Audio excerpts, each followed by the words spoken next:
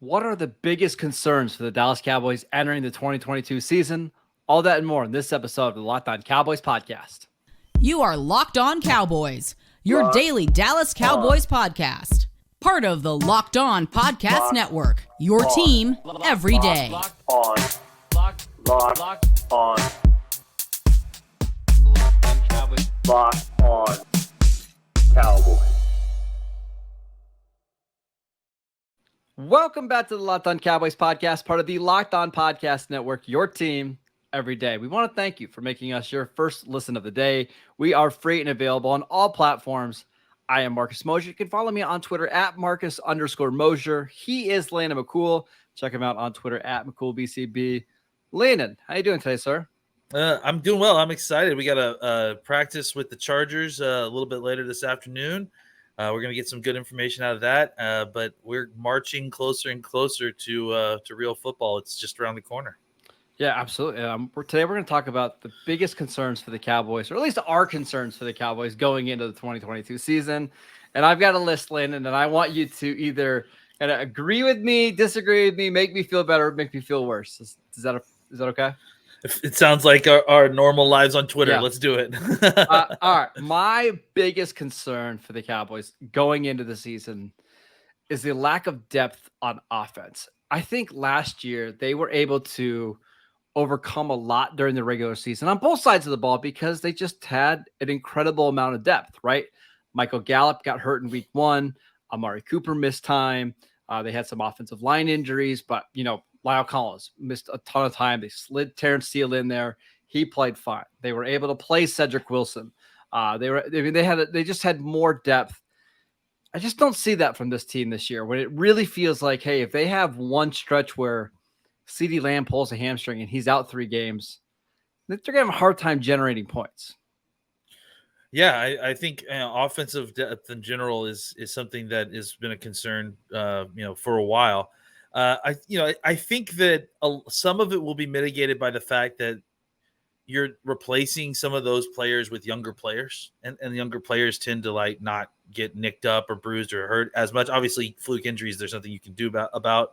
But it's still a strong concern. And I think part of the effort of getting younger is about making sure that you've developed the bottom part of your roster so that you can kind of absorb injuries like that. And I don't know that we kind of feel completely comfortable, obviously, with everything that is across the board on offense in the depth positions. I think obviously offensive line is one spot where we've got questions, especially at the tackle position. Wide receiver, it's interesting because I feel like we've got depth. I feel like if someone got injured, you have a viable replacement. It just depends on who it is, right? But that's exactly, yeah, that's it, right? That's more the issue is that it's harder to kind of replace the catalyst of the offense if one of the if a Schultz or a Lamb were to get injured. So I don't disagree that I think that the offensive depth is a concern. I think part of the reason that it's hard to mitigate that concern right now or see the positive side of what we're talking about is because it requires further development by these younger players, and that's kind of in progress as we're talking right now. And I would also say, I think the Cowboys on paper, once they get Michael Gallup back, I think this can be a really good team. I do. I think when we get to December and let's say everybody's relatively healthy, I think this is a team that could make some noise in the NFC. It's just, what does it look like? Getting to that point, right? Because if you have CeeDee Lamb, Michael Gallup, Schultz, and 2 good running backs, I think you can build an offense around that. It's everything before that. So I think the starters are fine. I think the offensive line starters are fine, right? I think week 1, when the Cowboys go in, cross our fingers, hopefully healthy, I expect the offensive line to be pretty good. But my concern is either tackle spots. Obviously Smith is way more important than Steele, but if Steele misses time, they're in some trouble. Yeah, and that's kind of why I feel like I want the ball experiment at left tackle to stop, because I felt like he played better football in training camp at right tackle. I felt like they're kind of trying to react to the idea that they don't necessarily have a developmental plan at left tackle that's healthy right now. I think that they just need to put ball back on at right tackle, let him kind of concentrate on that, and maybe you can get him to a level at right tackle that you feel comfortable that if he needed to go in there for the rest of a game or something like that, Sure. that you could do that. And then overall, the tackle situation, we talked about, the options that are out there. I think, Yes, if you had to go listen to sign yesterday's podcast. We talked about a bunch of options. there are options out there if you have a long-term injury. I think a large part of the tackle issue with us as fandom in Cowboys fandom is that we just don't know what the plan is, and they may have kind of a comprehensive org flow chart of what they do in case of injury, but we don't know what that is. So it's just the uncertainty that's the issue right now. Yeah, that's the uncertainty. I mean, the guys 6, 7, 8 on the offensive line is what makes me nervous, and wide receiver 2, 3, and 4 kind of going into the season also make me nervous. I should also mention, I even think they had more depth at tight end last year because Blake Jarwin was healthy. I mean, he got hurt as the season went on, but you had Jarwin and Schultz. Now, I wouldn't be surprised if Jake Ferguson ends up being a better player, or maybe Sean McEwen takes the next step. But I think we just had a little bit more certainty at the tight end position going into the season. That's all. I would say that I think you're right. Absolutely. Going into the season, I would say that the tight end room is probably better than it was at the end of last season. I would right? agree. Like where you've improved. Maybe you're not better than where you were with Jarwin last year. But I think you're working on getting there. And I think that, the other thing to talk about the depth real quick, just to kind of point this out, is that the thing that really kind of you have to be careful is this whole offense is based on the idea that Kellen Moore wants to formation you to death. So if you start to lose, other players to injury, and that limits your ability to kind of go into a variety of formations. Correct. And then it kind of limits you to one, just playing a lot of 11 personnel, 20 personnel, 12 personnel. That could also have its own issues if you're kind of limiting what the best part of what Kellen Moore does. So that's something else to keep in mind. It's almost the start of the NFL season, and if you're into sports betting or fantasy, you need a competitive edge to win. That's why we highly recommend the Elias Game Plan app.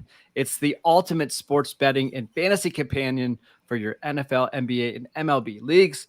Elias Game Plan is the only sports app from the most trusted name in sports stats, the Elias Sports Bureau. Their app lets you access team and player stats, head-to-head team comparisons, and Elias insights from the Elias Sports Bureau's research team. This app really is your one-stop source for player news and league-validated player stats and team records, expert game analysis for building your fantasy team, for betting, and impressing your friends. It's perfect for the preseason as you get player previews to help win your fantasy draft. Take our advice. Download the Elias Game Plan app today with new features available all the time. Take your game to the next level. The NFL season was right around the corner, so don't wait. Find the Elias Game Plan app in the App Store or Google Play Store right now.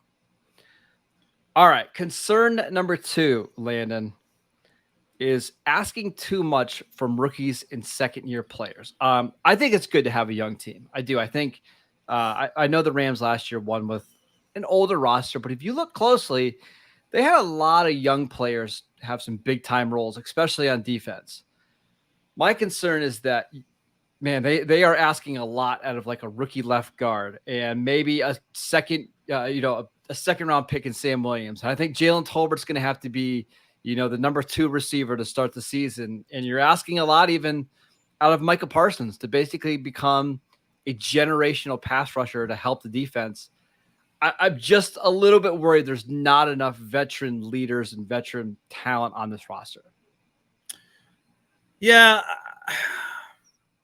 I think that this is kind of an older NFL thinking thing. I think this is. You're calling me a boomer? Yeah. I've got like at least a decade on you, and I'm calling you an old man. Okay. I don't think you're wrong. I think that all that is incredibly important. I think the difference now is that you've got a 17 game schedule. 18 weeks. 18 weeks, 17 game schedule. I think that the concern that you have has a mirror opposite with veterans, right? Like, yes, when you rely too much on veterans, by the end of the season, the guys that you're relying on are beat up because they've done this for years now, and you really really need to rely on them then, and you can't. And I think the Cowboys' general approach, it feels like this season and maybe even last season, was they would rather take their lumps early. They would rather go through the slings and arrows early with a young team, get them experience, and with the idea that by the end of the season, those guys are well-seasoned vets. They've seen it. They've played through a large schedule, and they're because they're young, they're hopefully healthier to kind of get to the end. Now, there is another side of that says rookies have never played in a 17 game schedule before. And they tend to wear down a little bit. They tend to wear down. Yep. Look, I think that there is probably more long-term and short-term value in over trusting your rookies. Simply because when they develop, when they hit, and it works, the upside is enormous because suddenly you've got an experienced young player who is only going to get better as they start to get more and more experience. I don't disagree that I think it's scary to kind of rely an over-reliance on younger players to a certain degree, but I do think that it's probably my preferred way as opposed to don't disagree. Gathering a bunch. I think you're like not wrong. Tampa Bay. Tampa Bay is a little bit unique because it's Tom Brady, but they are relying on a lot of older guys to stay healthy, like Julio Jones now and Kyle Rudolph and Ryan Jensen, who already got hurt. That's a good example of Giovanni Bernard and Leonard Fournette, like a lot of these older guys.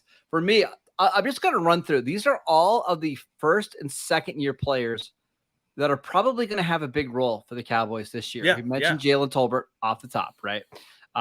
Tyler Smith, I think, is going to start at left guard. I think Jake Ferguson, by the time we get to the start of the season, is probably going to be your tight end too, right? He'll definitely be taking rotational snaps at the very minimum as the tight end too. He'll see snaps in game for sure. Josh Ball is currently your swing tackle, and he is yet to take a snap in an NFL game.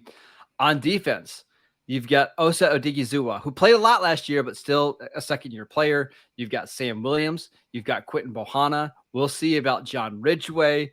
And then at the linebacker position, Micah Parsons, although he's a little bit unique.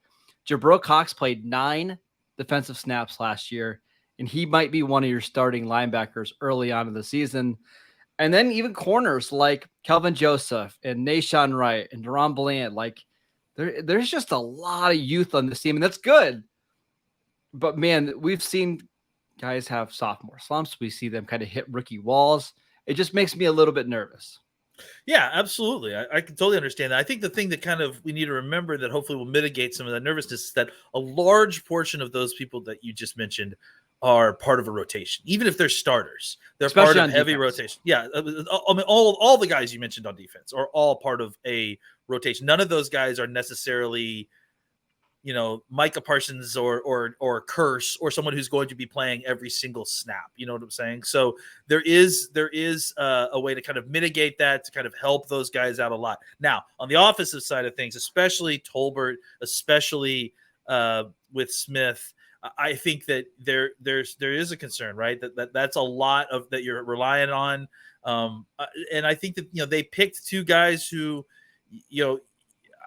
in Tyler Smith, you picked a guy that you feel like physically can play in the NFL right away. Like physically, from that sense, he's ready. He's strong enough. You're not having to wait a year to get him in the gym before you're ready to have him be a useful part of your offense. It's about technique and learning on the go. With Tolbert, it's a guy who, he played at a smaller school, but he had such a huge target share at his school that it's not like he isn't used to getting a lot of attention. He played against some larger competition. Those are still the 2 guys I would say I'm the most concerned about having to rely on, because there isn't like a better option or a rotational to kind of pull them out if they're struggling. They need to perform early and kind of throughout the season. So those 2 specific spots are obviously where I'm watching because of the nature of things. I think a lot of the other defensive guys, you're lucky because you have really good depth on your defense, and you can rotate these guys in. And if they're having a tough week this week, or it's just not working for them, you can rotate Sam Williams out with Fowler. You can move Odigizua back and let Sure. Gallimore take some more snaps. There's ways to kind of adjust that. I think the offense, it's a little bit harder to hide. The good news for the Cowboys is every once in a while these guys will take a leap or they'll take a step forward, right? Like, what if Jabril Cox takes the second-year leap that Deion Jones did with Dan Quinn in Atlanta? Same school, right? Very similar prospects coming out.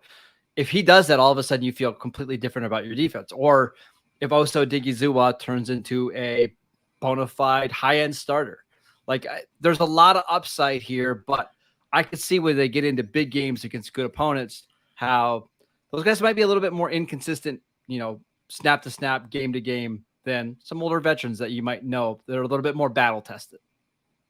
Yeah, it's just a difficult balance, and that's part of personnel in the NFL, right? Is finding that balance of having the experience that you need, the reliability that you can get sometimes with veteran players versus having the kind of upside and what's the most important ability? Availability. Yes. So a lot of those younger players, it's a little bit easier for them a little bit more reliable to stay on the field because they haven't accumulated the just vast number of injuries that veteran NFL players all get. All right, I want to tell you about Bet Online. BetOnline.net is the fastest and easiest way to check in on all of your betting needs. Find all of your favorite sports and events at the #1 online source for odds, lines, and games. Find reviews and news for every league, including Major League Baseball, NFL, NBA, NHL, combat sports, esports, and even golf. BetOnline continues to be the top online resource for all of your sports wagering information. From live in-game betting, scores, and podcasts, they have you covered. Head to BetOnline today or use your mobile device to learn more about the action happening right now. BetOnline, where the game starts. All right, Landon, my last concern, kicker. And I know you hate talking about kickers, but here's the reason why I am concerned. As bad as the kicking situation was for the Cowboys last year, it didn't actually come back to haunt them too much. Dallas won 12 games last year, right? They were 12-5. Mm-hmm. Only 3 of their wins came by 1 score or less. And even in some of those wins, like against the Panthers, they won by 8. I mean, they dominated that whole game. It was Carolina scored some late touchdowns.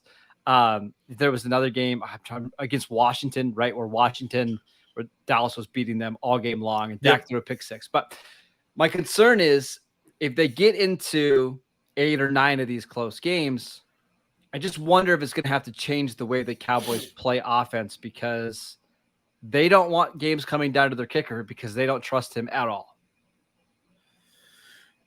Yeah, I mean, I guess the question I would ask is that a playing style that we want to discourage them from? I mean, that's my whole thing with kickers is that obviously there's times when you need a kicker, like when obviously kickoffs, but there's obviously the times that you need to kick field goals. Obviously there's times when you're in 4th and 24 or something and you're on the 30-yard line. Got to kick it. There are times when you're at the back end of the half or at the end of the game when you're trying to drive and a field goal will win it and you've got no time left. There are definitely times that you need to rely on your kicker. Having said that, it's hard to argue with the idea that this offense in general didn't play a ton better when they were going for it on 4th down a lot. And whether it was just the psychology of knowing that they had the extra down to play with, or it was that they felt confident, enough in their offense to convert those situations more often than not. I just feel like the offense is obviously more efficient, more successful, the less they feel like they need to use the kicker. So I'm not suggesting that we, cut the kicker out completely. But I think there's a balance there, right? There's a balance there that I feel like it's shifting, and the more we've seen it shift, specifically with this team, the more I'm wanting to see more going for it on 4th down, more opportunities to kind of continue the drives as opposed to, taking a chance with the kicker.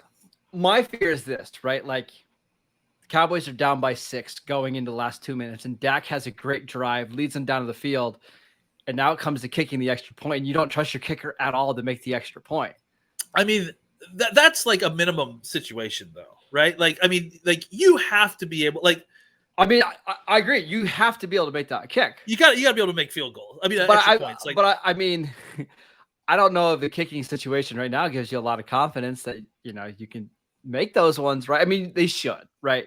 And it should be close to 98 to 100% of the time. But it's just when you compare this team to some of the other really good teams in the NFL, whether it's Baltimore, even the Raiders, right? The Raiders had Daniel Carlson or, whoever, the 49ers with Robbie Gould. Cowboys are just significantly behind those teams. And I wonder if it's going to end up costing them a game or two this season when their talent level is just as good as those other teams. Yeah, I guess the reason I'm not super concerned here is because it's pretty easy to get to a kicking level that is not worrisome, I guess is the way Passable, to put it, right? It's passable. Yeah. And I don't know if there's a solution out there for the Cowboys right now. You had a tweet a couple weeks ago naming the free agent kickers, and then you added some fake names in there. That was kind of funny. But like there's not an option for the Cowboys right now. It's not an issue of, hey, Stephen Jones just doesn't want to go spend the money on a veteran kicker. No. There's just not options out there. But for me, it's like it is a comfort level thing, right? The 49ers feel great. Like, hey, if this comes into a one-score kicking battle, we're going to win this more often than not because we have Robbie Gould. We felt that way with Dan Bailey back in 2014, 2015, 2016. It's just but that's a great but I will point out that when we had Dan Bailey, what happened? Our offense over-relied on the fact that they had a kicker. We all complained about it. It's fair. We all were upset about it. We were all upset that there's too many times when the Jason Garrett offense was boom, boom, boom, moving down the field. All right, time to set up that field goal, guys. Like, they should stop over-reliance on that. That's why I think Brett Maher, if he can figure this out, is kind of the right kind of kicker we need, because Maher's issue has always been like, can he make a 45-yarder from the right hash, right? Can he make the extra point stuff, right? He missed a bunch of extra points, but like you get him beyond 50, he's got just as good a chance of anybody else, right? You gotta get him right with the short stuff. Like, if you can get him right with the gimmies, I don't care about whether you can make a 45-yarder consistently against the wind on the left hash. I don't want to kick a 45-yard field goal. I want to go for it for most of the time. Yeah. If it's hey, we got to kick a 55-yard field goal with 2 seconds left to go in the half, I feel confident that Mars is good about as good as anybody at making that kind of kick, right? So that's why I feel like if you're looking for a kicker who is reliable, from 20 yards to half field, there's like two of those guys. If I'm looking for a guy who has a big enough leg to do kickoffs, who can, make the occasional long field goal, and then just be good enough on extra points that you're not, continually hampering us, and then we'll figure out the mid-range field goal stuff. I'd rather just not do it, Yep. That's how I feel.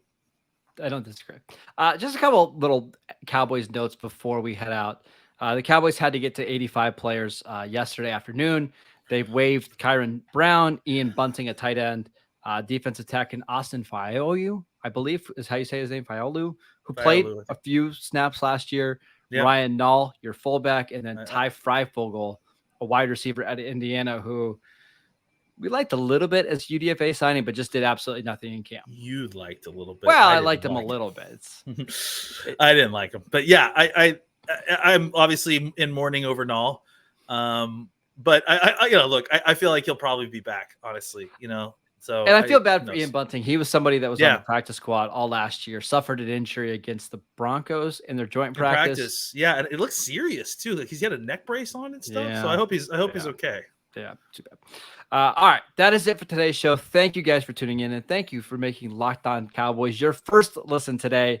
Now make your second listen to Locked On Fantasy Football Podcast by the intellectual fantasy expert Vinny Iyer, who brings over 20 years of NFL expertise and a unique angle to give you the moves no one else has. Get ready for your fantasy draft with Locked On Fantasy Football. Landon and I will be back tomorrow to talk about the joint practice with the Chargers. I'm sure we're going to get lots of fun news and nuggets out of that practice. So follow the show at Locked On Cowboys. You can follow Landon at McCool BCB. I'm at Marcus _Mosher. We'll see you guys next time.